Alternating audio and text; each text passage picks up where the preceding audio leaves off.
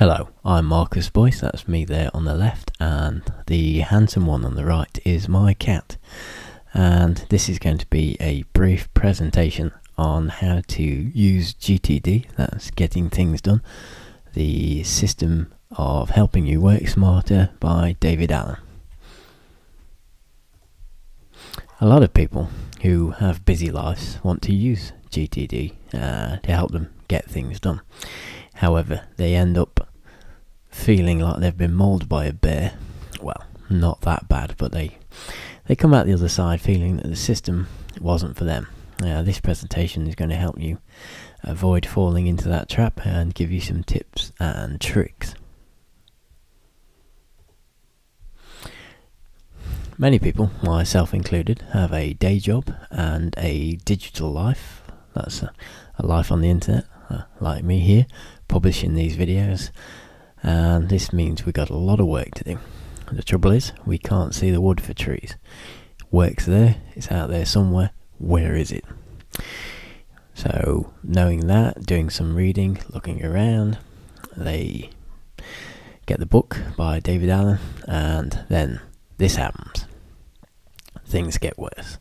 The reason for that is a lot of people that are interested in GTD have a geeky sort of tendency, and they want to tinker with the system. So they've got the book, they read it, there's all these wonderful ideas, and they set one system up, try it, fails, set it up again, twist it, get a complicated system that emails them stuff, and so on and so forth. That doesn't really work. GTD is a tool, and like most tools, you can use the wrong one for the job, or you can use the right one for the job.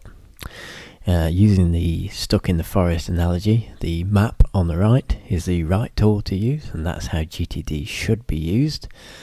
The multi-tool on the right isn't exactly a lot of good for getting you out of a forest. In fact, it's not even any good for cutting a tree down. But that's what happens when most people use GTD. They tend to rush off and make this really complicated tool that just simply isn't good enough for the job. So, what do you need to do to use GTD at a basic level? Well, first of all, you've got stuff. Stuff is things you've got to do. Now, that's not just at work, that's at home. In fact, that's anything in your life. Your brain is rubbish at remembering what to do with stuff. So what you need to do is get all this collected. And that can be on a piece of paper, it can be in Notepad, it can be anywhere, as long as you've got it all out of your head. Then you need to filter the stuff. You can't do anything with stuff that's not yours. If somebody else's stuff, it's not your problem. Then you need to process the stuff, and processing stuff is giving it context. For example, if I've got to build a shed, I need to get nails. Getting nails is an errand. Then we've got do. Doing stuff is important. This is called next action in GTD, and it is the key to the whole system. You can break any project down into a series of next actions.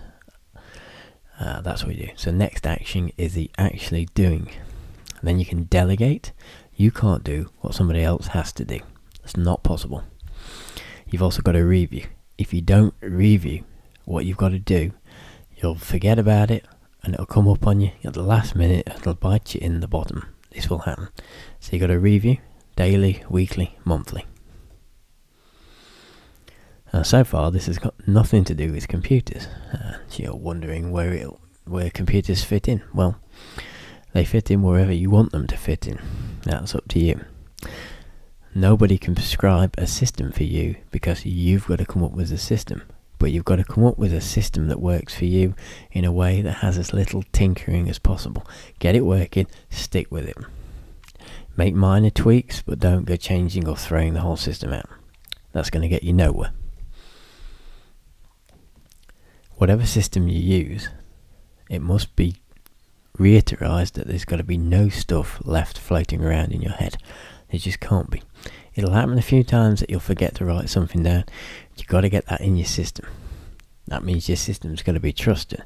Because if your brain thinks that whatever you've written in there isn't everything. It'll be trying to remember the one thing that it needs to remember, and it will remember that at the most inconvenient time possible. This is what I do. Now, this is not going to work for you unless you happen to be me. A similar process might work for you, but it won't be identical to what I do. I use OmniFocus from the Omni Group on my iMac, OmniFocus on the iPad and iPhone. This means it's always with me. Being always with me, I can always refer to it. Everything goes in there. That means it's trusted. I check it in the morning and I review it each week. Some projects I review once a month, but I do tend to review the whole lot on average each week. I also add any time sensitive next actions to my Google Calendar. For some reason the word Google Calendar seems to have fallen off the screen there, but it adds time sensitive next actions to my Google Calendar. Now, a lot of people use calendars and they use them in such a way that they stick everything in there. They stick normal next actions. That's not what a calendar's for. A calendar should have only actions that are time sensitive. So if I have a meeting with Bill in accounts at 3 o'clock on a Tuesday, that's in there because it has to happen at 3 o'clock on a Tuesday. If I need to buy nails from the DIY shop, that can happen at any time. So that doesn't need to go in the calendar. GTD has a lot of concepts in it. Now, you can read the book, it's many hundreds of pages. It's got some good advice in it, but in essence, all you need are next action and context, because these are the kings. Next action, what have I got to do? Context, where is it? So I've got a meeting with Bill in accounts. Next action, email Bill to arrange meeting. Context, computer, email.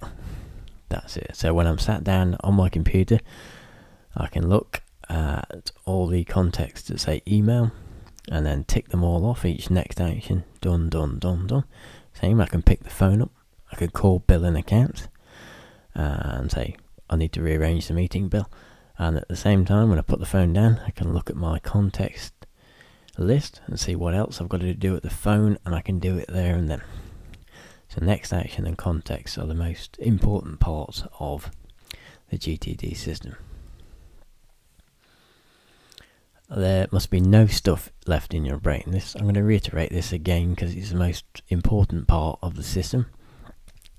If you leave stuff in your brain will be thinking about it, and then at some point it'll go, you should have done that, and you should have done that 5 minutes ago. Everything, no matter how complex, can be made into next actions. The Saturn V rocket, the world's most complicated machine, even that can be broken down into a series of next actions. Sure, there'll be a lot of them, but it can be broken down into next actions.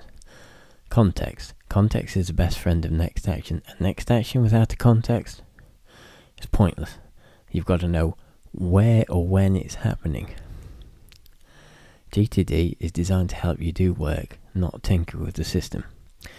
If you're a geek or a nerd or like tinkering, you might be tempted to go, I'll make this system better by tinkering with it. Don't do it. Well, don't do it if you were listening to me, or do it and fail and then try again. Either way, come up with a system that you're happy with, stick to it, keep that system going. Don't forget to review, that's important. And finally, it ain't going to work the first few times you do it. For me, it was about 3 attempts before I managed to get it working. Finally, I got something that I like, that I detailed earlier. That's OmniFocus. Works for me. Thank you very much for listening to this presentation.